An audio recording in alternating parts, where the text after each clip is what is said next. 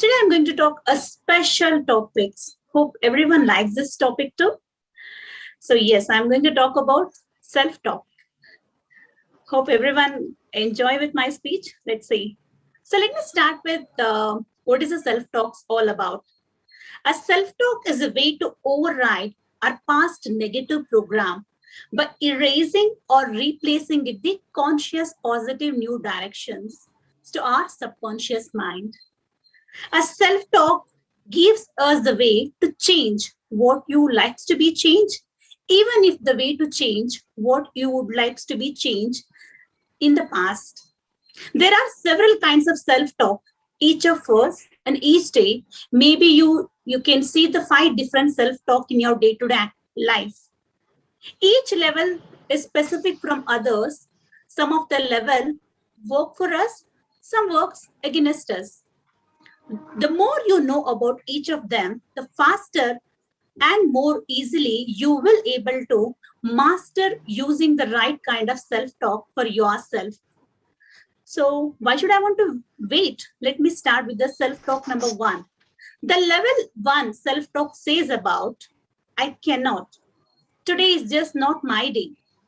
Do you all came across on this kind of the situations? Did you ever says this kind of the things within you? I cannot do it. This is not my day. I don't want that. Are you guys? At least I'm expecting yes or no answer. Yes. Yeah. Yes. Exactly. Even me. The negative acceptance. This is a self-talk by which you I'm nothing. I'm nothing. I'm not good for anything. Always thinking about the negative, about myself. And moreover, I accepted that I'm a bad. I'm not good for anything. I accepted that it says about my self-talk number 1. But even after I joined the community, I always, start mingling with the good community. I start changing myself. It changed me a lot because I always says that I was like that. Now I start changing myself because I joined this great community. So let me move for the level 2 self-talk. The level 2 self-talks always create guilty, disappointment, acceptance of in your self-image. About me, yes, I always feel guilty mode. I'm always blaming my parents. You did this, you done this, because of you, I'm like this. I never think I did this all mess up. But yes, after I joined this community, slowly I changed myself. Now I'm able to see what mistake I did in my life. Am I, whatever I'm blaming my parents, is that I'm getting something? The answer is no, right? Because of I did mistake. I made the mess up. So I should accept that what actually I done it in the previously. So let me move to the level 3. Level 3 is self-talk. You recognize that need to be changed, but you always make the decision to something about it. You state the decision that present tense thought the change is already taken the place. When you join this community, like when I joined this community within a few weeks, I realized I'm changing slowly with the help of my coach, Vinit sir. And when I learning the new things in the workshop, it's changed me a lot. I'm able to see the changes within me because the people who saw me earlier, they're able to say me always. Sindhu, you changed me a lot. How? Because this great community. I'm surrounding with a positive community member. So it's boosting my energy. So I was in the level 3. Now I moved to the level 4 self-talk. What is level 4 self-talk talks about? When you're in this level 4 self-talk, it is this level that you are painting a fully completed new picture in yourself. Okay, it's handling in your subconscious me. Subconscious says that this is me. I want to change. I want to create a new program. I want to create right now, right? So why you guys are still thinking about on it? Take a help from in your coach who invited you in this group. So talk with them. Start reading that 5 mass books. So it will take time, but definitely you can able to create in your program within you. So let me move for the level 5. Level 5 is a great because it is in universal affirmations. It takes time, But still, when you are in the same path, you are able to change yourself within a certain time. It won't take much time. I promise that. So what is this talks about? It is in universal affirmations.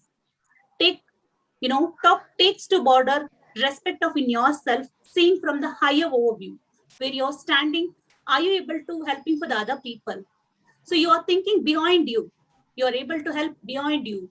So that is talks about in your level 5. For me also, it may take some time because I'm stuck in level 4, but definitely I will reach level 5.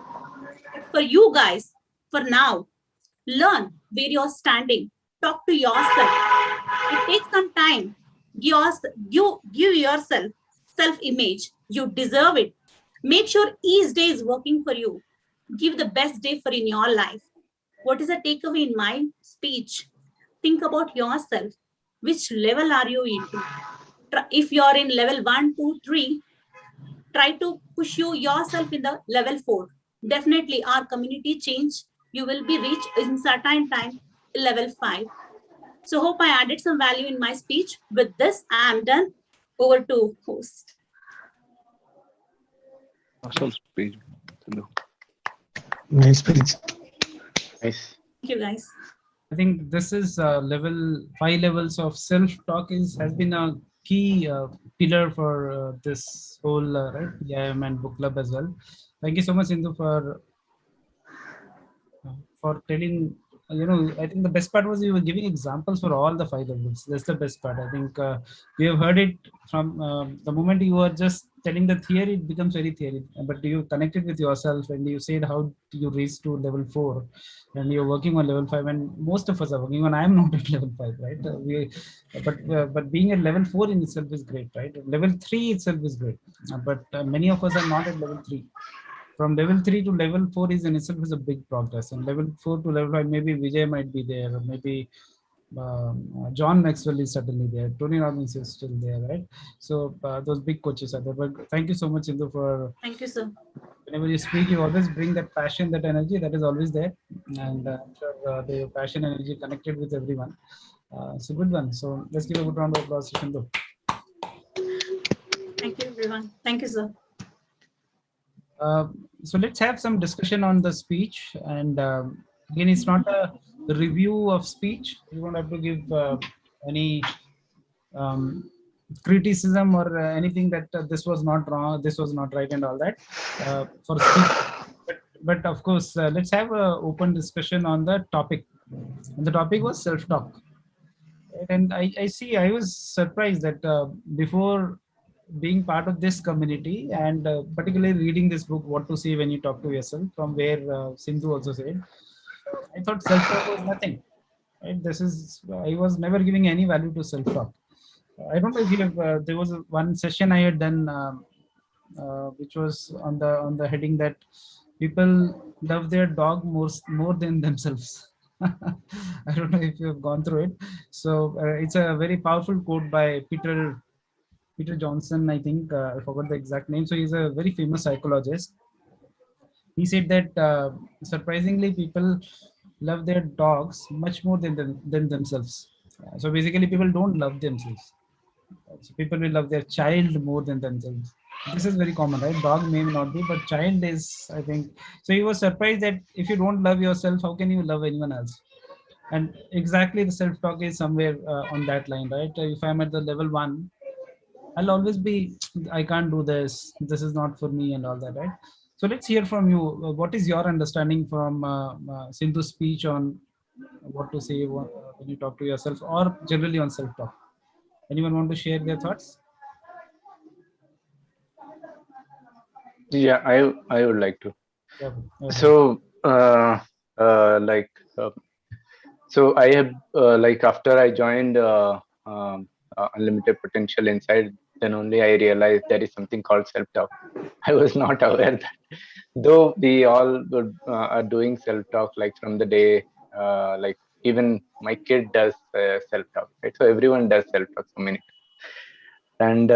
And this is helpful, like as Sindhu was talking about different levels of self-talk. So you might have understood what is the level of self-talk we must do. And in crisis and in your challenges, that I mean the right kind of self talk only will help you to come out of that situation. And it helped me a lot in most of the situation. uh, yeah, that is my takeaway on self talk.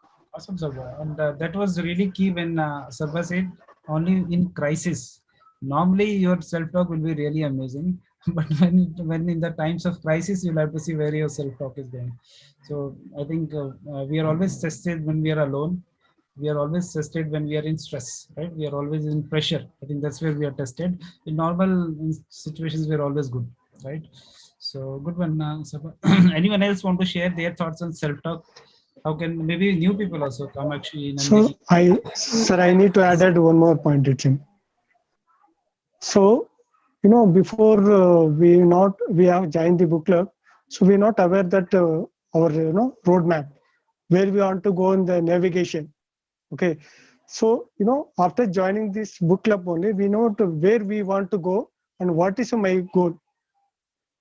So, how to what to say when you talk yourself, and then also the clearly mentioned that we want in the goal, we have to fix our roadmap. So without roadmap or navigation, we can't do anything in our life. For example, I want a good communicator, or I want a good company in the next CEO. So anything in my personal or professional, we have to make a roadmap. So that we have to note it in the book itself. Great, great, awesome, Ravi. Anyone else want to share what exactly is self-talk in your understanding? Yeah, I would like to add a few points over here. Uh-huh. Kamakshi. Yeah. Audible? Yes, yes, go ahead. So I think self-talk is mainly about bringing the confidence in yourself. So if you're not able to talk to yourself about what your goals are, or the critiques basically, if you cannot critique yourself, then how can you expect to critique someone else? How can you expect to, I mean, give positive feedbacks about someone else if you cannot treat yourself? That is what I feel self talk is all about. And it's not like you will get the self talk, I mean, at a very later stage. And now, like we have mentioned, now we are going to realize, oh, at what level am I currently? So I feel the self talk is, or as a kid, we already had a self talk at a very young age. Like, say, when we were in the first standard or second standard, whenever the teacher gave you something to speak about, like there was a speech, now you have to get an essay or something, you always go in front of the mirror and practice it yourself. So that in a way is itself a self-talk. So I feel that everybody is at some one or some other level of self-talk currently. It's not like everybody has to start from level 0. It's, you just have to create the best out of it and then reach to the next level. Amazing, amazing. Actually, I think very rightly put that we all are having some level of self-talk, and of course, not everybody has to start. Maybe awareness is not there, but everyone is at some certain level of because it's just a concept, right? It's just about measuring Agree. self-talk. Right? So great point. And the good thing is the moment you have gone through this book, gone through this community and all, so we are able to measure, we are able to put words on exactly where we are, and maybe I think any person in the world, nobody is having a blank mind. Everyone is thinking something, right? So everyone is doing self-talk. But the question is, what kind of self-talk? Even somebody sitting in Afghanistan, Taliban, and all that, they also are doing some level of self-talk, right? And somebody who is maybe at a better place, they are also doing the self-talk. Right? Even monks are doing the self-talk. Right? But which level are we on? I think that's so important. Thank you so much, Kamakshi. Yeah. And happy to see that you've joined for the first time and you already started. Yes.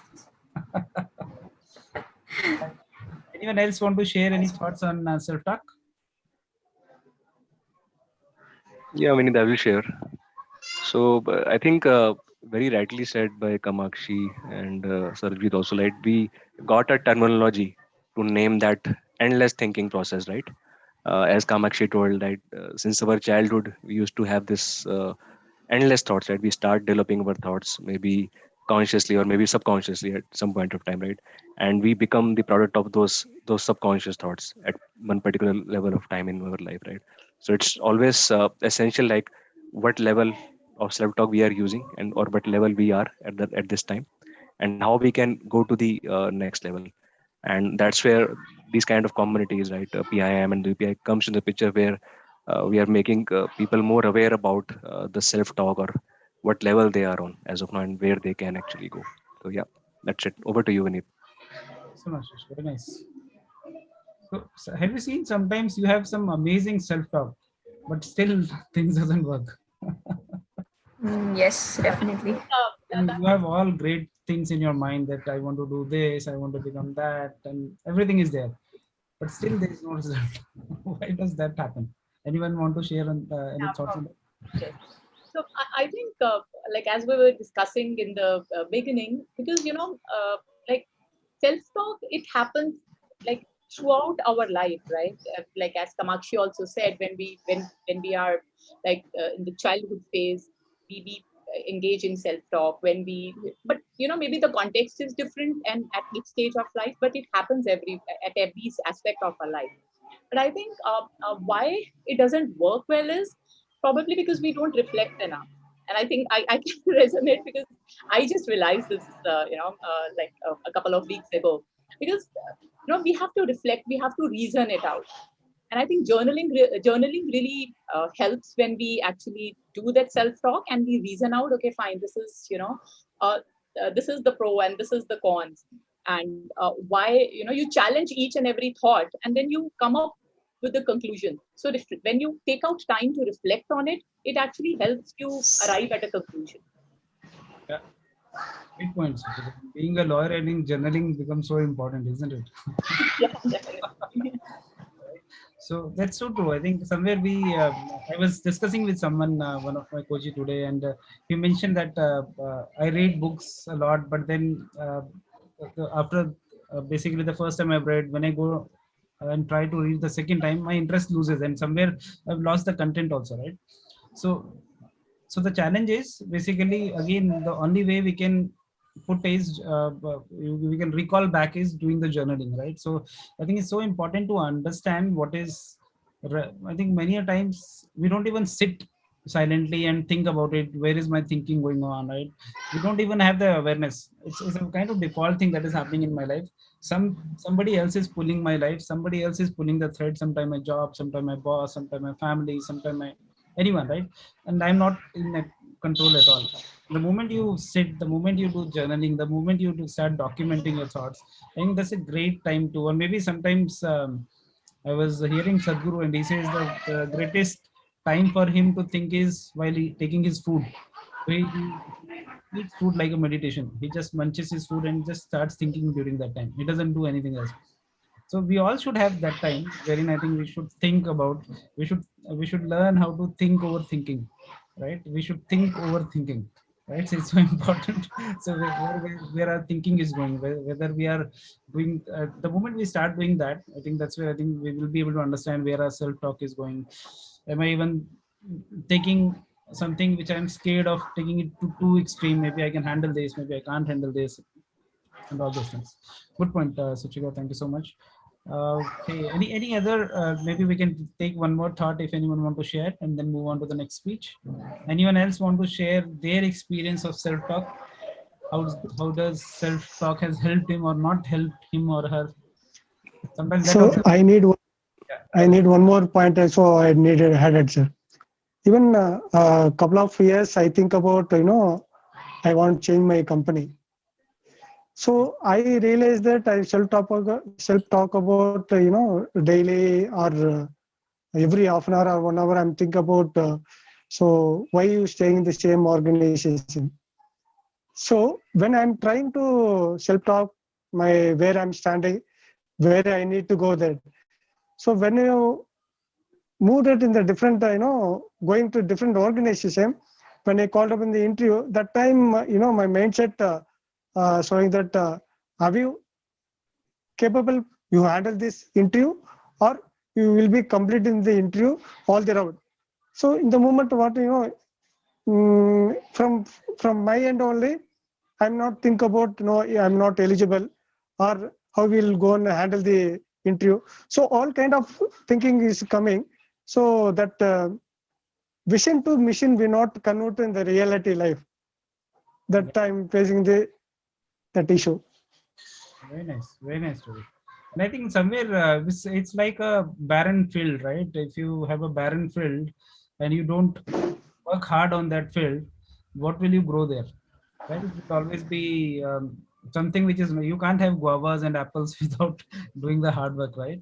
So somewhere if Yes, it's a yes. barren field, anything can grow on that, right? So it's so important to basically, if you want to have a positive or let's say good self-talk, I think it's important to work on that, and that's where I think the previous thought and that's what you applied.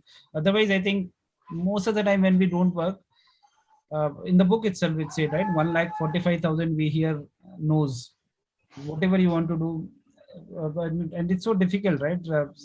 Again, going back to my child, she asked so many weird things, and I have to say no, and I have to think, but I'm aware now. I have to think a lot before saying. Yes. But this has never happened for me. My mom always used to say no to everything. Whatever I do, no, don't do this, don't do this, don't do this, don't do this, right? Nothing wrong about her, but somewhere she was not aware of this concept of self-talk and all that. So awareness is so important. Awareness comes the moment you are focusing on that, you're putting attention there, right? And since you started doing it, I think that started working. Awesome. So, Vinit, one more point. So, particularly about this book, what to say when you talk to yourself.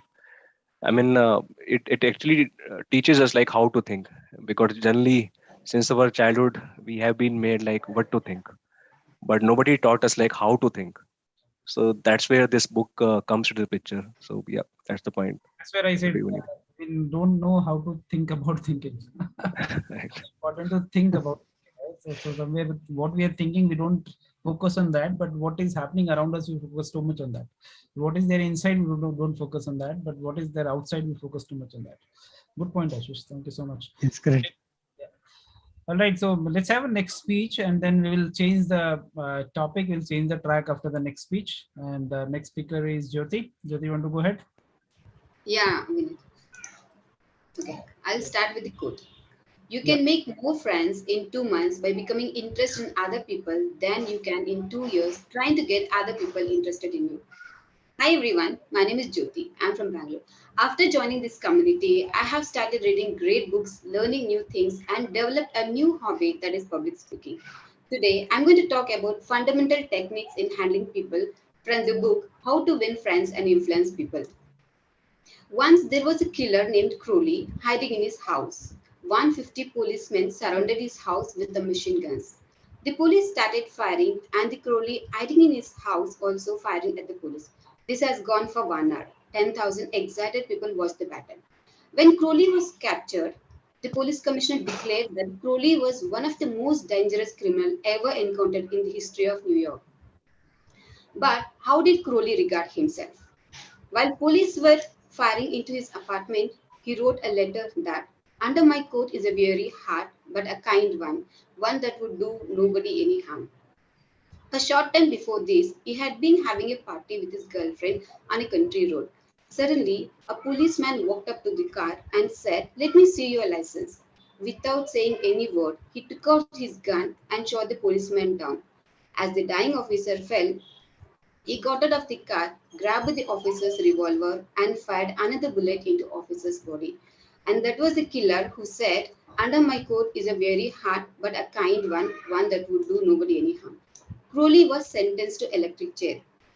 When he arrived at the death house, did he say, "This is what I get for killing people"? No, he said, "This is what I get for defending myself." The point of the story is this: Crowley didn't blame himself for anything. People don't criticize for anything, no matter how wrong they may be. Criticism is dangerous because it hurts one's ego. By criticizing, we cannot make lasting changes. Principle number 1, don't criticize, condemn, or complain. And there is one thing which will make anybody to do anything. The one way I can get you to do is by giving you what you want. So what do people want? They desire to be great. They desire to be important. Everybody likes compliment. The deepest principle in human nature is the craving to be appreciated. The desire for a feeling of importance is one of the differences between mankind and the animals. A group of women in church involved in a self improvement program. There was an assignment that they need to list down 6 things that they need to change to be a better person. So the wife went to her husband and she asked him to tell her 6 things that he wants her to change to be a better person. The husband said, "Let me think about it and I'll give you an answer in the morning." The next day morning, he got up very early and called the florist and asked them to send 6 roses to his wife with a note that, "I can't think of any 6 things I would like to change about you. I love you the way you are." When the husband arrived at home in the evening, the wife opened the door and greeted him almost in tears. The following Sunday at church, after she had reported the results of assignment, several women came up to him and said, "That was the most considerate thing I have ever heard." It was then he realized the power of appreciation. Principle number 2, give honest and sincere appreciation. If there is any one secret of success, it lies in the ability to get the other person's point of view and see things from that person's angle as well as from your own. There was this little girl who was not eating food properly. The usual method of scolding, threatening, all done, but it's of no use. So the parent thought to themselves, how can we make her eat food? The girl likes to imitate her mother to feel big and grown up. One day, the mother asked the little girl to help her in preparing breakfast in the kitchen. The girl was so happy, she started helping her mother. Just then, her dad arrived in the kitchen. The little girl was telling, "See, daddy, I'm preparing breakfast." After preparing breakfast, the girl had her food by herself without any scolding because she was interested in it and she had achieved the feeling of importance. Principle number 3, arouse in the other person an eager want. With this, I'm ending my speech. Thank you, everyone. Wow, very nice. Nice speech. Amazing speech, Jyoti. Let's give our honest appreciation to Jyoti. Very nice. So since you Amazing speech, said Jyoti. about honest appreciation, I think that's so important. And I think this book amazing. This book is again another amazing book. What to Say When You Talk to Yourself by Dale Carnegie, right? This is how to win and influence people. How to Win How Friends. to win friends and How to win, influence. yeah. Thank you, Ashish. Yeah, so I think this whole book is about right how to make more impact, right? How to make more friends, how to make more connections and all. So thank you so much, Jyoti, for covering 3 critical things. I think, and the best part was the stories that you added. I think the criminal story, the first was really great. Even a criminal thinks that he has a soft heart, and he doesn't harm anyone. Right? He also doesn't want to be criticized. Think about normal guys. We criticize everyone here and there, right? So nobody likes to be criticized, right?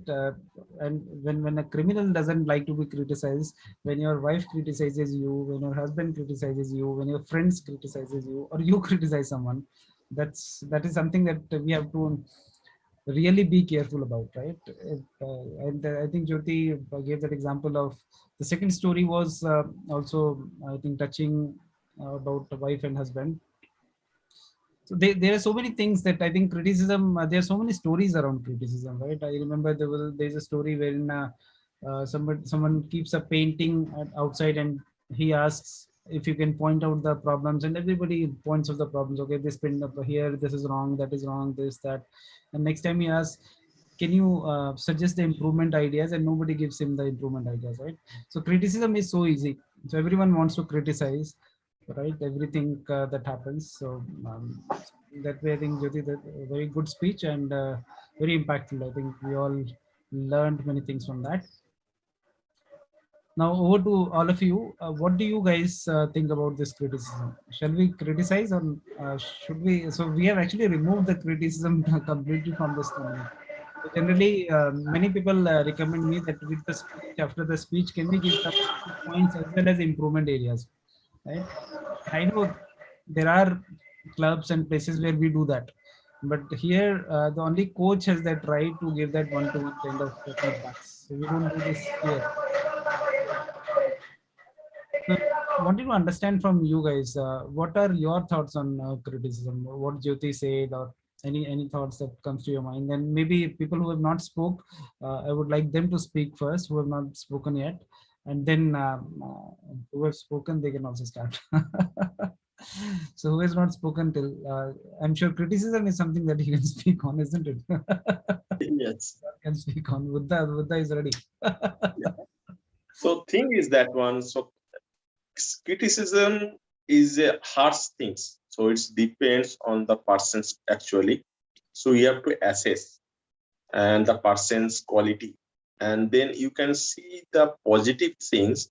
By showcasing that positive things, you can say how to do better instead of you directly say no, it's the wrong.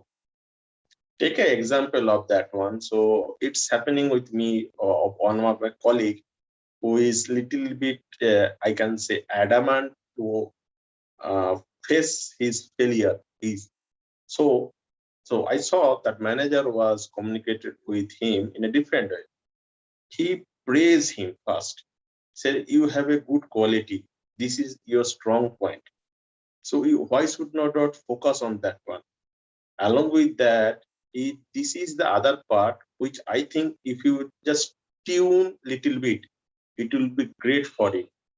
And frankly speaking, after that 1-to-1, that guy performance in the down the line 3 months or 6 months, and even now as well, he's totally improving. And that's the particular things I can say.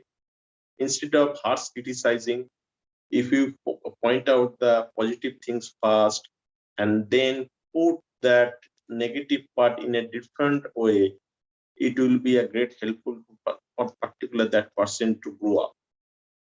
Everybody need to be recheck himself or herself, but they are not, because human nature is not bound to be handle these things in a proper way. So understand the people behavior and then communicate in a proper way. A simple thing is that one. It's in a normal day, if somebody can say, yeah, hello Buddha, you don't know these things, how you have handled these things, it will be hurt me, and next day I will not want to listen the same things again from the same person. Instead of that, if that person come to and say, you did a great job, but I think there is something you can do a little bit more by tweaking this. What's your opinion? And that might be helpful for me as well. I can align with that person's idea, and I can might be put more information on that particular things, and do achieve the best things, and my negative things will be moved out. That's it from my side in that case. Buddha, very nice, good one. I think somewhere what Buddha says, it's called sandwich way of criticism. How many of you have heard about sandwich criticism? No one? So sandwich is about doing some praise, adding, let's say, a couple of praises you do, one criticism, and then again pad it with 2 praises. So try this and you will be surprised. So basically, when you are talking with anyone and you think that maybe he's your team member, maybe he's your kid, maybe sometimes it's your parents, right? Anyone, whenever there's a moment of criticism, first try to give them some good feedbacks, and then tell it as an improvement area, and then again wrap it up. So that's called sandwich, right? 2 breads and 1 criticism salad. So that's what Buddha said, and I think that is one of the good way of tell anyone about their improvement areas. And I see sometimes managers, they directly come with us, hey, everything was good, but you know what, the last year, this month, this has happened, so your appraisal is not good, right? So directly goes to the criticism. So good one, Buddha. I think it's so important. Even if you think something has to be informed, something has to be improved, it should be done in a proper manner. Otherwise, anyone can get hurt. And you can try that with, let's say, a terrorist comes in front of you and you try criticizing him, he will immediately shoot you. I'm completely right. How can you tell this to me, right?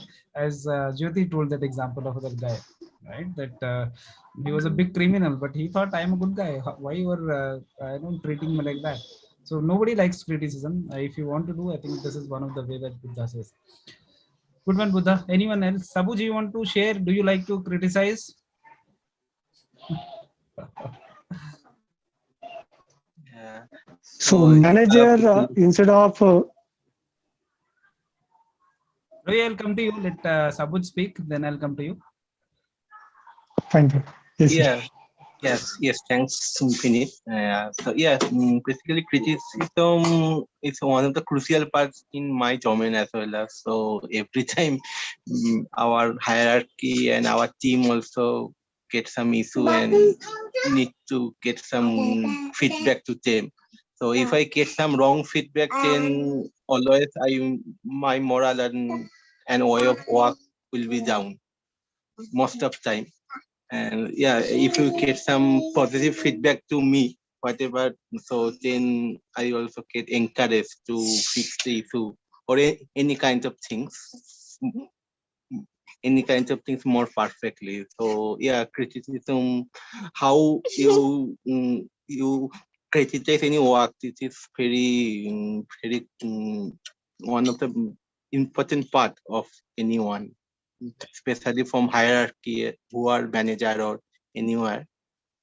So for them, that is means if you give some negative feedback, then your developer and your other person maybe does not be more motivated.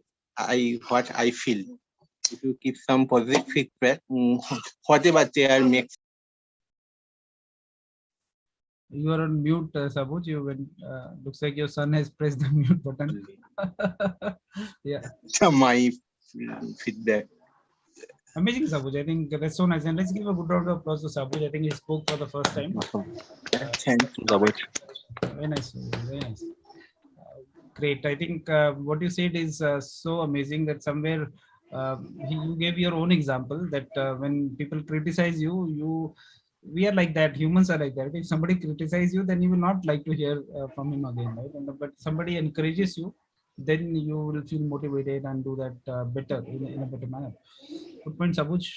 And I think, is there anyone who is not? Nandini, you want to share anything on this?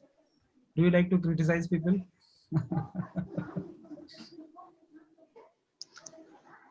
So I just want to tell, like, sometimes people miscompare, like that student is good or that student is not good.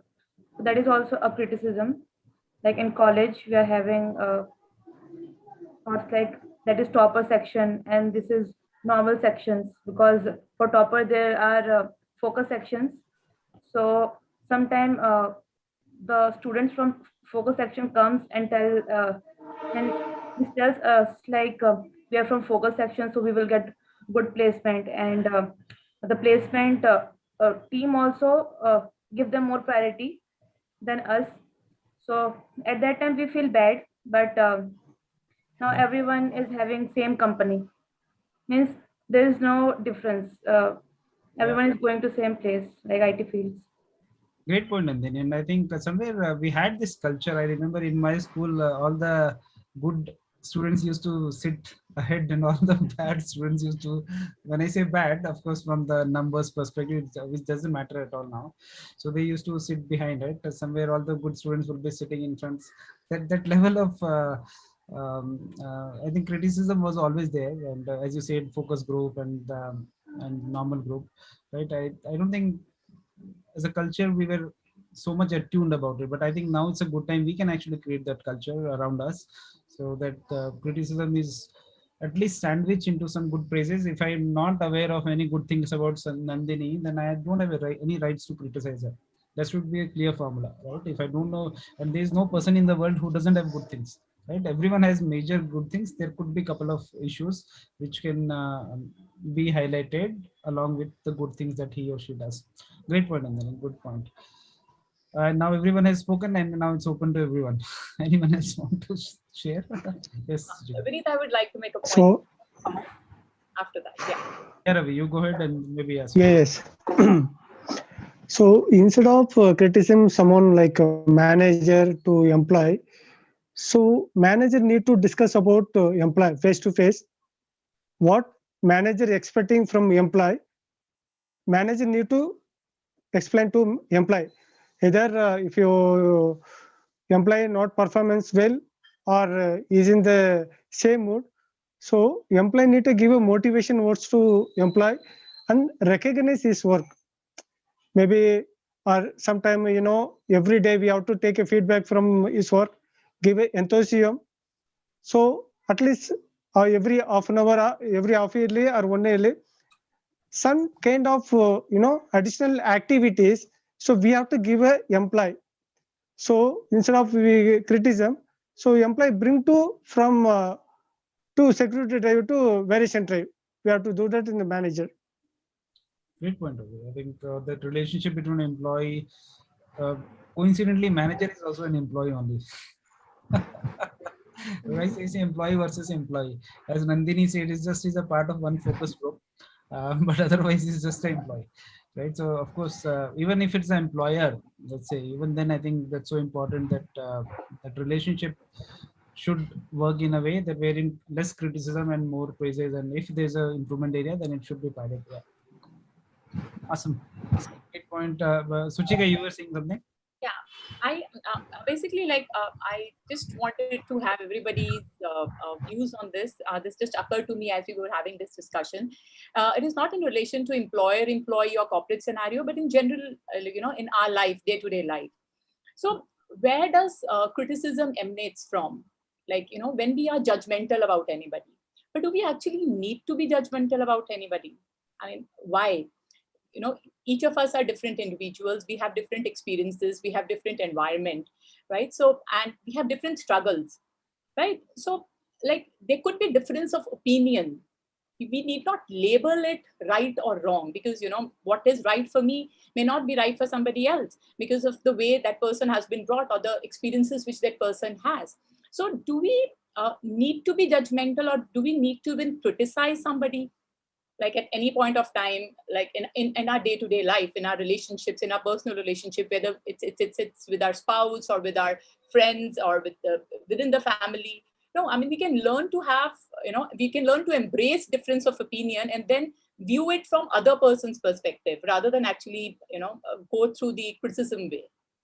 Great point, Suchika. I think that's so important. I think everybody is these days. I think everywhere in the world, even in the marketing world, they call personalization, right?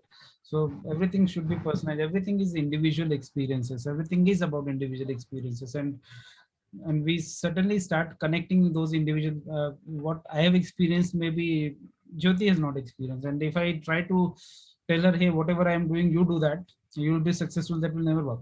So Jyoti has her own share of experience, and that's where I think the coaching really works here. So the coach in PIM and book club, they're trained, they know that they are just there as an enabler. Managers, leaders, they are just an enabler. They can't tell what to do, how to do. The only thing they can do is they can help people to think in a better manner. The only way they can do is they can give a conducive environment, right, wherein the other guy can be more confident and he can share his own experiences. Good point, Sastika. That's so important. All right, I think we can move to the next speech. Maybe I think Ashish, Sarva, you guys want to go ahead next? Sarva, you want to go first? You have something, Sarva, or how is it? Or you already shared? Yeah. I have. Sorry, Yeah, go I ahead. was speaking on mute. Yeah. Go ahead, Sarva.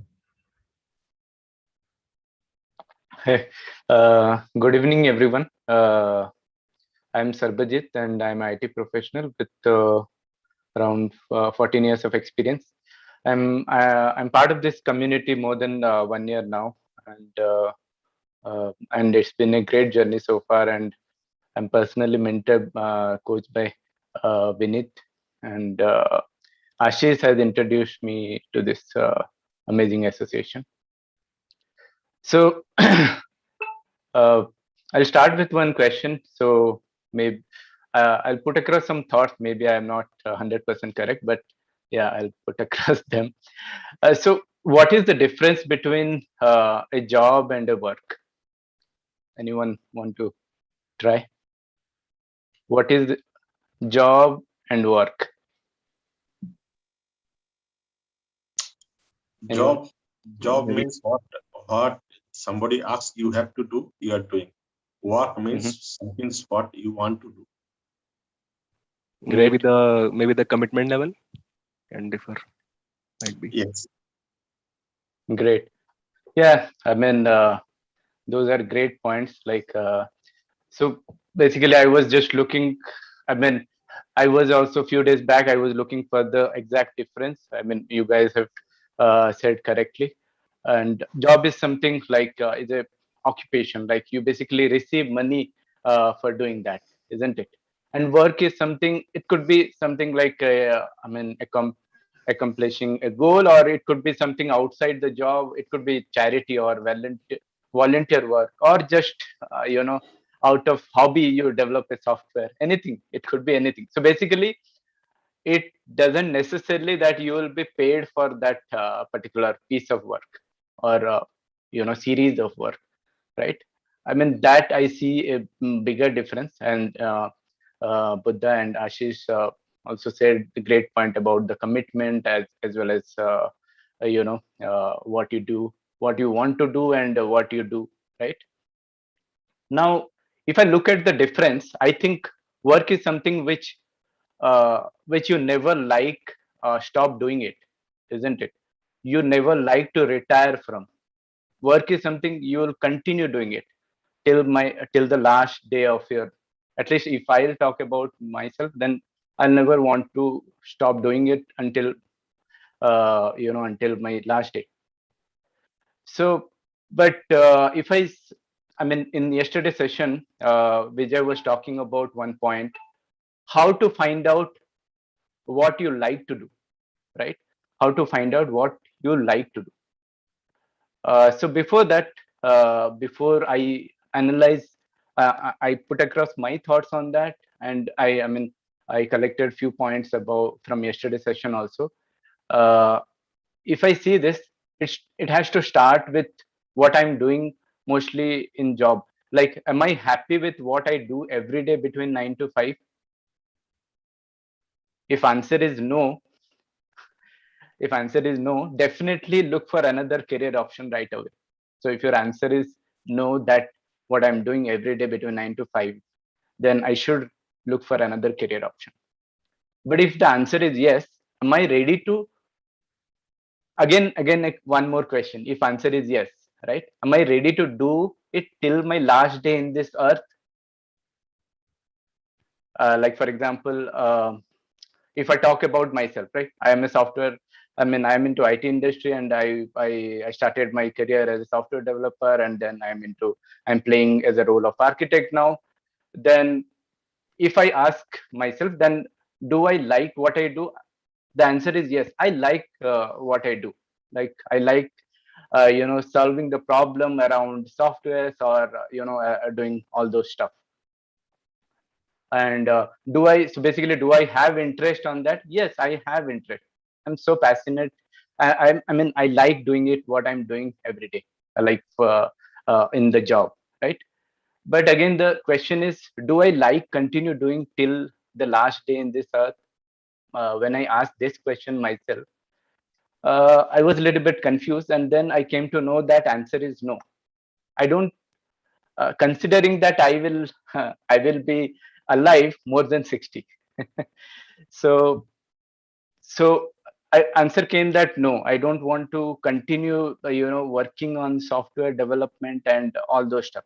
It's not like that I don't like doing it, I don't have interest. I do have interest.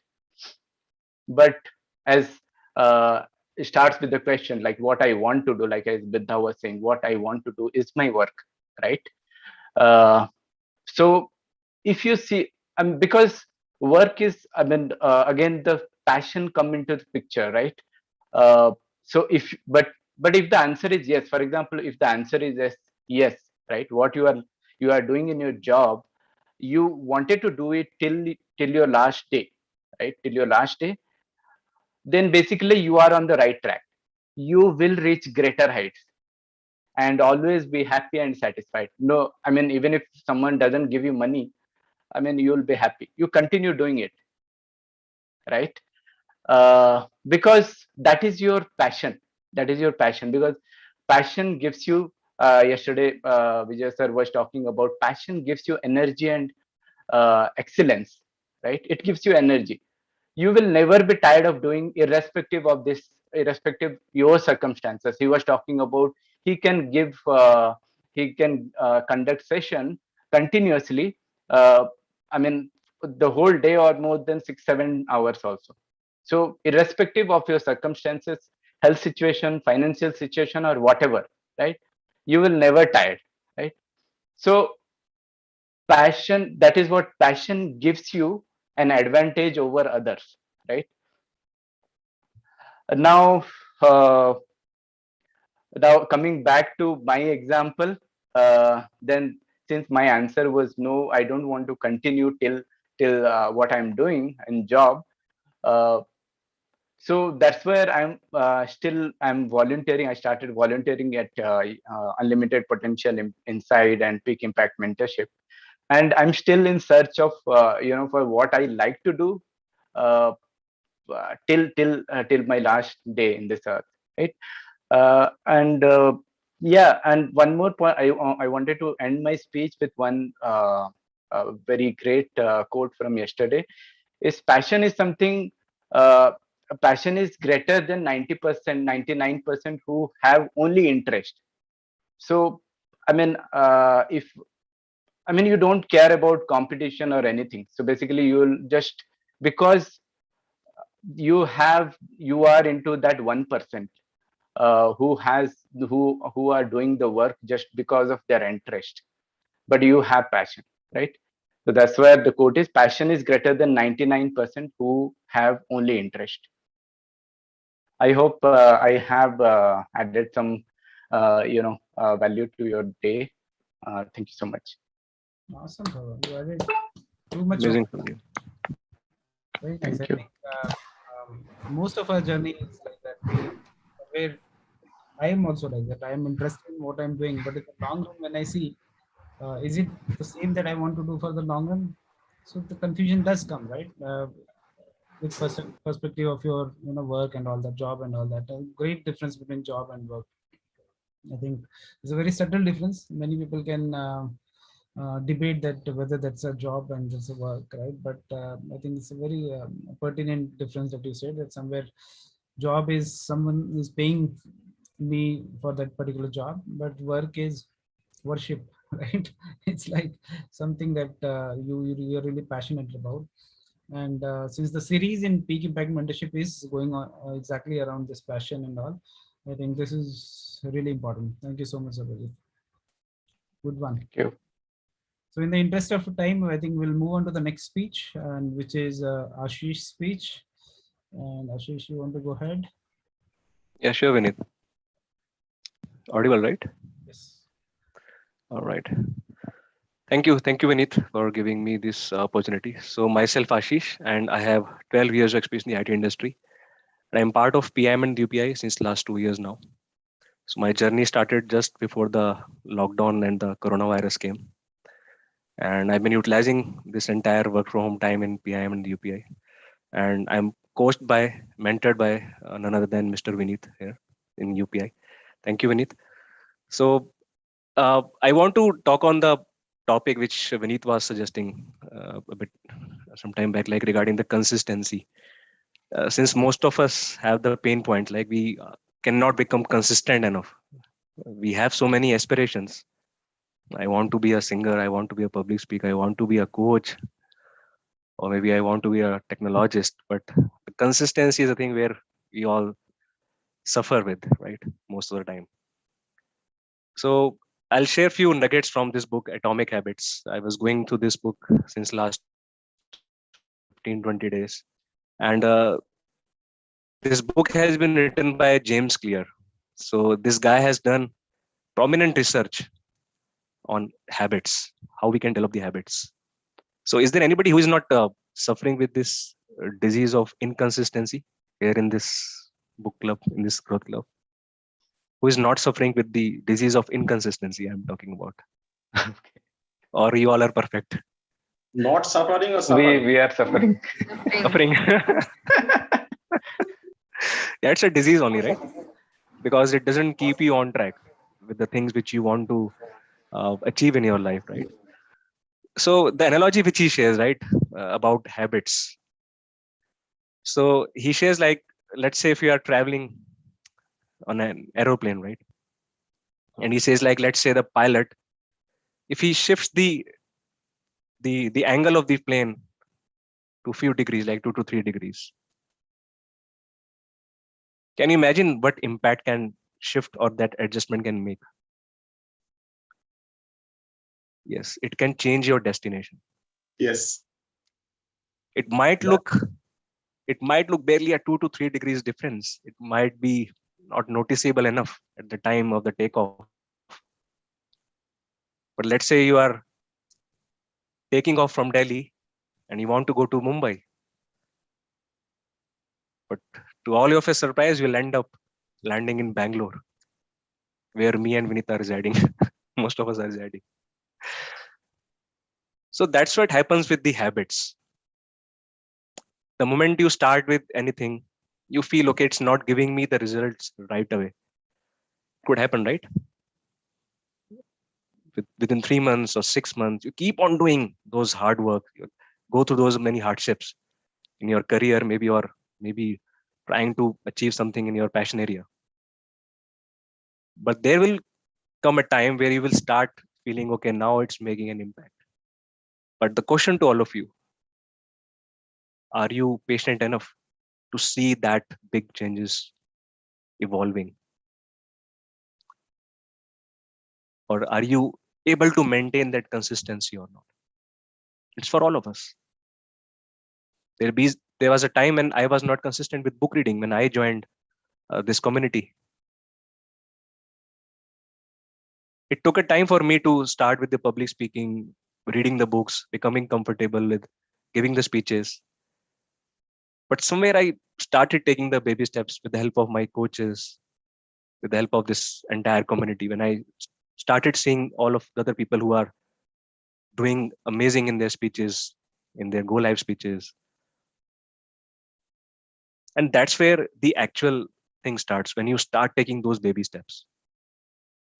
So those baby steps will seem to be barely a small steps, which you will think, okay, why should I notice these steps? This is not even making any big difference in my life. It might take ages. You will think like that. But somewhere you have to give it a start. And that's the consistency which pays you with the rewards, with the results when the real time comes. So that's why I mentioned the quote in the beginning of the session, right? Some progress is better than no progress. So the question to all of us, are we starting with that small baby steps or not? Are we consistent enough with that small progress, which can change the trajectory of your life, maybe after 3 years, maybe after 4 years, or maybe within months also, who knows?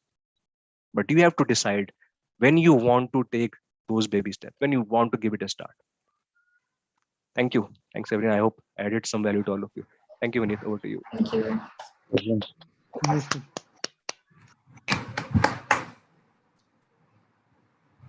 I think I have shared many thoughts about Ashish earlier. Anyone else want to share what exactly we learned from Ashish's speech? Who want to share their thoughts? We'll take one thought and then I think we'll take. So I would like to add a point over here. So whatsoever Ashish mentioned, there was a term used as hard work, right? So I personally feel that in order to uh, achieve the projection that you are projecting, like in the next 3 years or 5 years, it's not just hard work that's going to take you there. It's the amalgamation of the hard work and smart work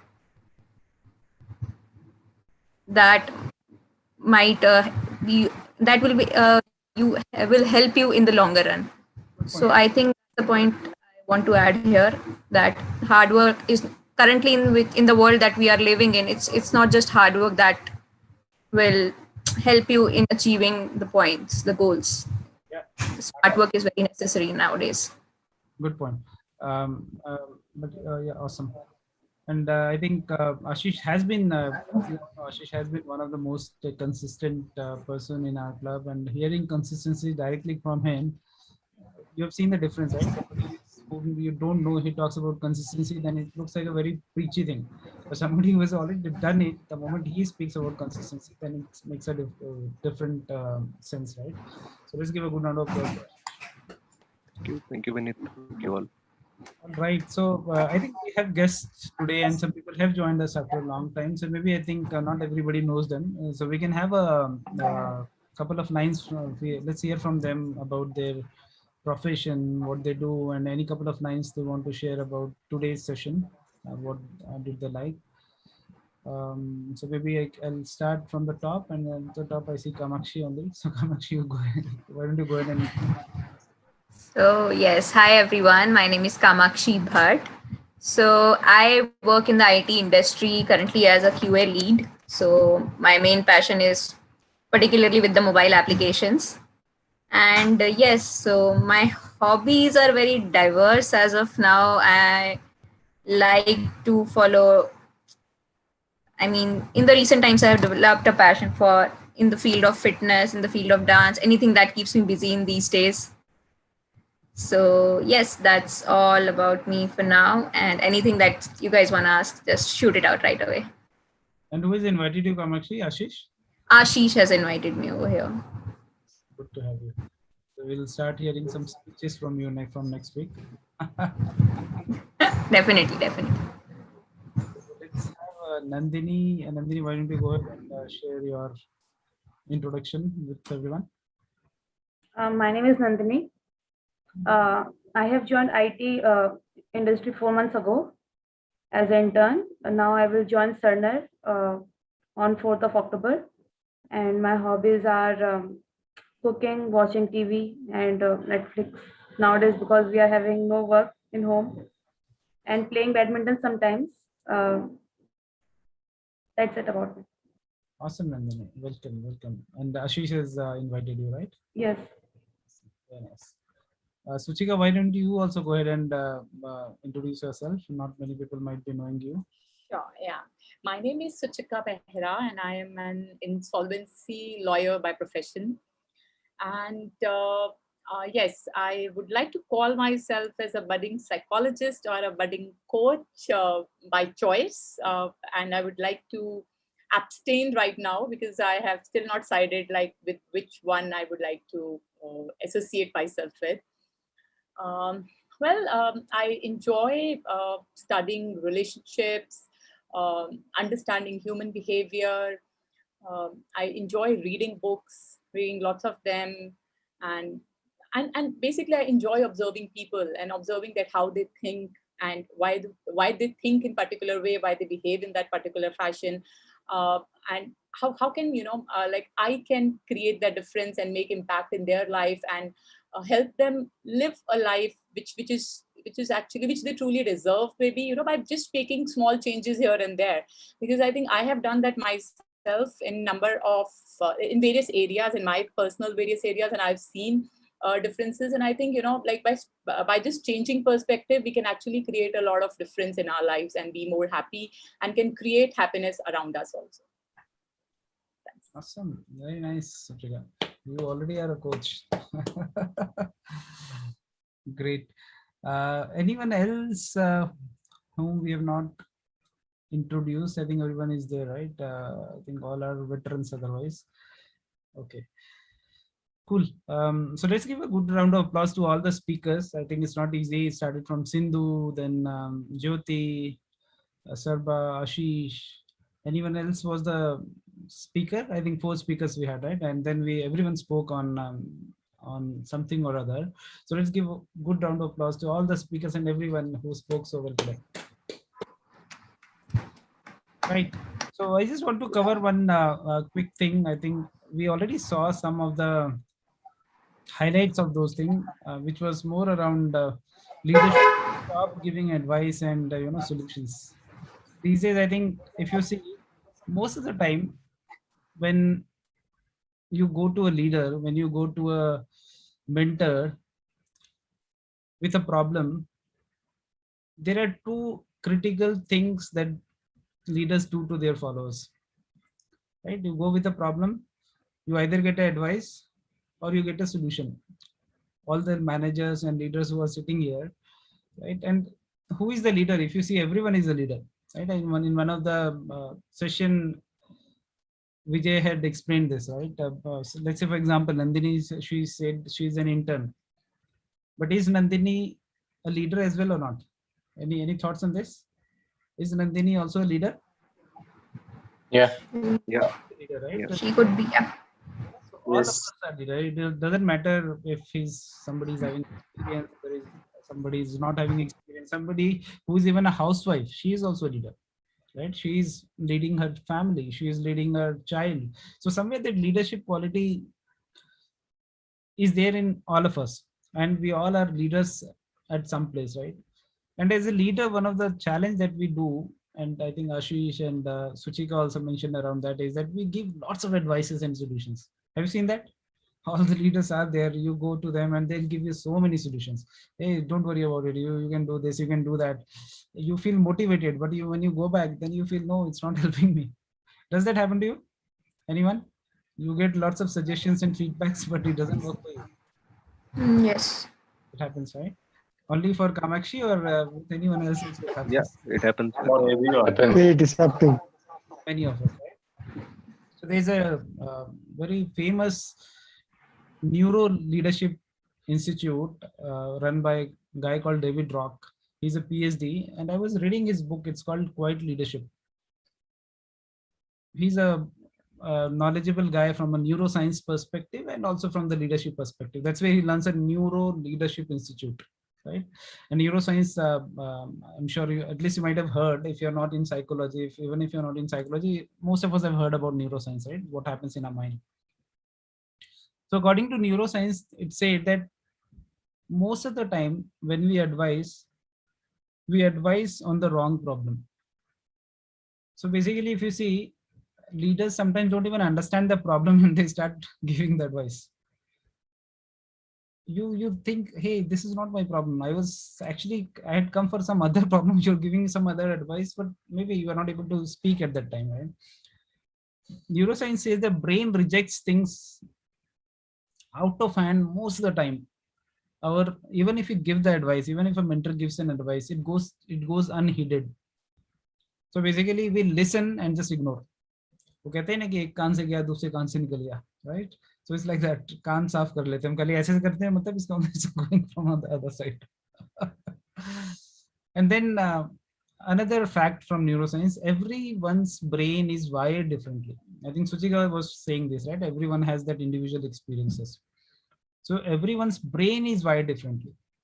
So the advice we give, even if we solve, let's say, for problem 1 and problem 2, that we said that advice on the wrong problem, brain rejects new things completely. It doesn't even try to understand it. Even if we solve first and second above, still, since all our minds are wired very differently, so the advices and solutions are mostly wrong. Because you don't have that experience, the experience that I have. I don't have the experience that you have. And the last problem that, again, neuroscience has proved is that even if we, by respect, right, or by, let's say, if you respect your leader and all that, even if your advice is heeded in the short run, but then there is no lasting impact. Now think about it, all the solutions, all the advices that we get, how many times it actually impacted us so hard that it transformed us, it changed our life. How many times does that happen?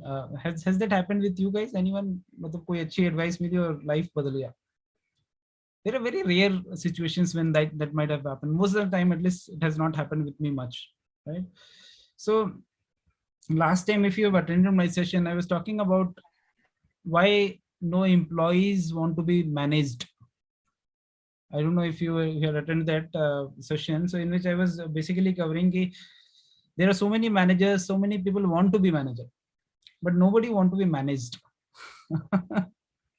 That's a big problem, right? People want to be a manager. The software engineer want to become team lead want to become manager, right? But no one want to be managed. It's a big demand supply problem, right? So many managers, but whom to manage? It's happening, not that it's not happening. Still, there are many managers. So all of you must be having managers. I have a manager, right? We all have managers. Isn't it? Is there anyone who doesn't have a manager in the job? कोई है क्या ऐसा? Who doesn't have manager? Everyone has, right?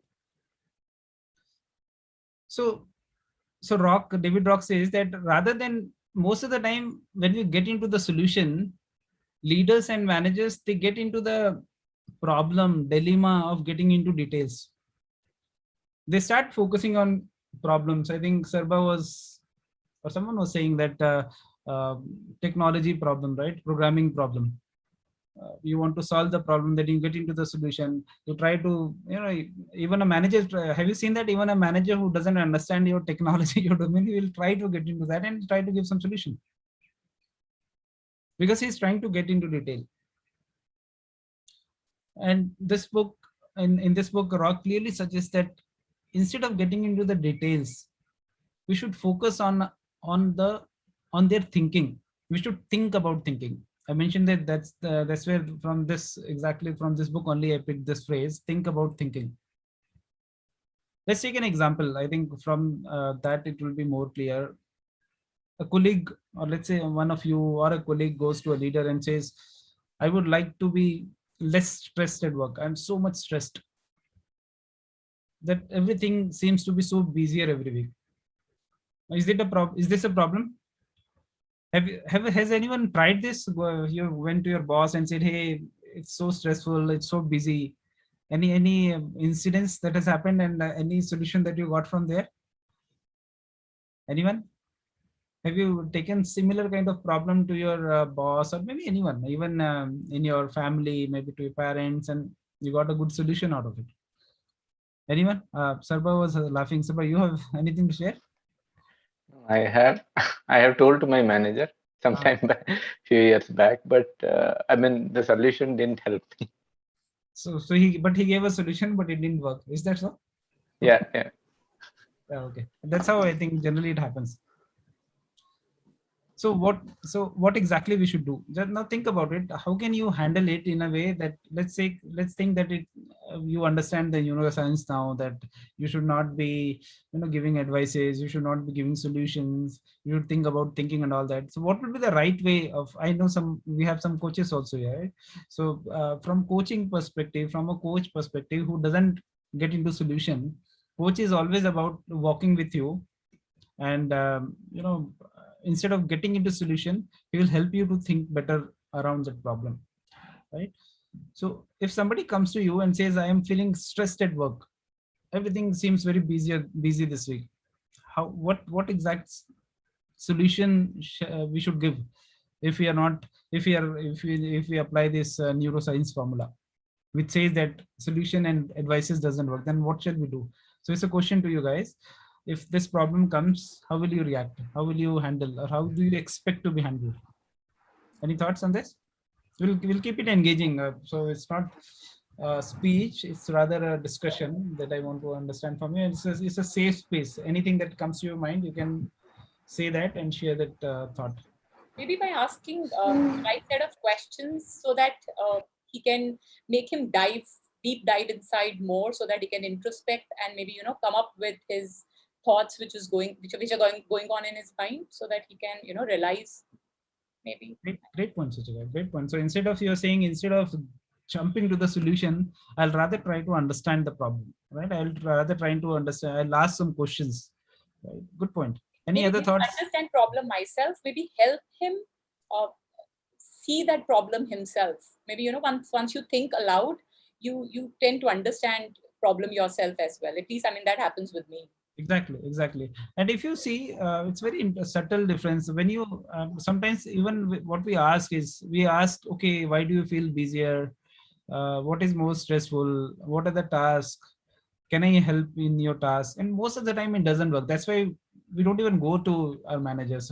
We don't even go to them. We know that ultimately I have to handle it, right? It can be intimidating also at times. Right, it can be intimidating. He might take the appraisal badly and say that, hey, you came to me saying that it was not manageable. So what exactly should be done, right?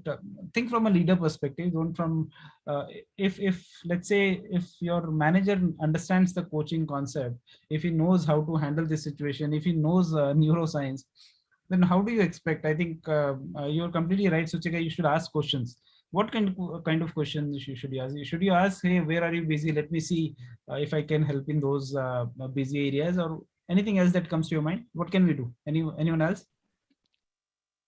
I think Yeah. I think everyone, I mean, every one of us has the solution in our mind, but we are just not aware of that because of we don't get right kind of questions. Like as Suchikan, you are telling that we just have to ask the right kind of question. Like we just have to understand their feeling of what they are going through, and then hear out the solution from them, and then just move into the right direction, You are maybe. the coach, Sarva. You are the coach. Amazing, amazing. So this is a great point that Sarva mentioned. One is I'll ask solutions from them, right? Instead of me going into the solution, is one part of it. And somewhere instead of getting into the problem, Sarva mentioned that we all know the solutions. Most of the time, if you think, whenever you have a problem, if you think through it, you have a solution. Right? Unnecessary, somebody is trying to give you a solution, but you already have a solution most of the time. And if you just repeat that solution anyway, it will not help. Right? So there are two things. One is people, person, another is problem. So we start focusing too much on the problem. But David Rock says that we should actually start focusing on the people, on the person. Now, can you see the difference? If you see the problem, what will happen? If you start thinking about the problem, what will happen? Can you think about it? If you think about the problem, then all the retrospection will happen, right? Why you are busy? Okay, this task, can we remove this task? Can we add this task? Isn't it all the challenges that has happened? Do you think any good thing that will come out by focusing on the problem? No, right? So that's where I think what Sarba says, one of the key thing is that we will rather focus on the solution, right? And does it make sense, or am I dragging in? Is that making sense, what I said? Yeah, Vinit. Ashish, what do you understand, Ashish? I mean, like if I keep myself thinking about the problem, right, most of the time, maybe I'll get stuck there itself. Instead of that, like I should give direction, maybe in terms of like what could be the possible solution, or maybe by asking the thought-provoking questions, as Sarba and Shuchika were telling, right? So maybe it will help. It will help that guy to think. I mean, uplifting himself from the problem, and think like, okay, if this has been happened with somebody else, right, some other guy, then what he should have advised at the same time. So maybe exactly. So there's a coaching guru, his name is John Whitmore. He says to tell denies or negates another intelligence, to ask honors it. To tell denies or negates another's intelligence, to ask honors it. Anyone want to explain? Does it make sense? If you are telling something, then somewhere you are, let's say I'm telling something to Kamakshi, hey, you should do this, you should do that. So that means I'm negating her intelligence, right? But if I ask instead of tell, then I'm honoring that intention. And the moment you start doing it, then you will see that there's a better chances of co-creating some solution instead of focusing on the problem. Is that so? Does that make sense? Basically, because I think why it makes sense, because then you are giving charge to that person. That person feels that he is in control, and then he starts digging deep inside and then coming up with solutions. Exactly. So as I think initially we discussed about neuroscience, somewhere we all have that wiring. We all are intelligent. We all know the solutions. It's just about somebody puts that confidence, right? The moment your manager, your boss puts that confidence in you, or you as a leader puts confidence in your team, and you let them do their thinking. You don't do their thinking. The moment you start doing thinking for others, that's where the problem comes, right? So there are so many things. There are so many points because we are running out of time. I think the two things I'll share with you guys as a takeaway that really impacted me is, one is, if you really want to find a solution which is lasting for a person who comes to you with a problem, one is never think for him. Always let them do all the thinking. right? So create an environment, ask such questions that he starts thinking about it and not about the problem. He thinks about himself. He thinks about his thinking. And the second is, don't focus on problem, focus on solutions. Right? The moment you focus on problem, all bad things will come out. Okay, this happened, that happened. But the moment you start focusing on solutions, you will see that you will always be. So it's called, I remember John Whitmore, instead of feedback, it becomes feed forward. I like this line. So he said, instead of feedback, you should do feed forward.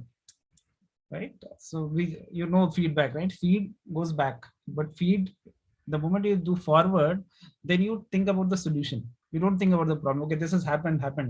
Now let's talk about what we can do better, right? So I think these are the two things that I wanted to share. There are so many things. Maybe I'll share in the next session because we are running out of time. But does that make sense, guys? Any one line if you guys want to share? Do you think if somebody gives a solution in this way, it will make more sense? You will be able to act better. Anyone? No? Doesn't make sense? I can say guidance with responsibility means guidance with sharing the responsibility will work on this case. Exactly. So you can't just push off thing. Somewhere you have to own the responsibility and then guide. Good point with that. Anything else? Anything else that comes to you guys? So it's a different concept. Yeah. Yes, Ujika, sorry. Yeah, provide a conducive environment in which that person can actually do the thinking, and you can just give the push wherever it is required so that he can come up with the solution himself. Exactly. Very nice. So it's a very subtle difference what we do, and I think, but think about thinking, think about our thinking, think about others thinking. I think that's where this concept really can help you if you are becoming a leader, you're leading someone, you're managing someone, or you're coaching. Coaches has to be in this hat, but all of us can be. Yeah, awesome. I think this is what we had today. Any other last thought before we end this? Anyone want to share anything? All right, then thank you so much for being here. Have a nice remaining Sunday and see you next week. Thank you. Thank you, Vinit. Thanks everyone for joining. Everybody, Bye. thank you, Vinit. Thank you. Thank you, everyone. Thank you.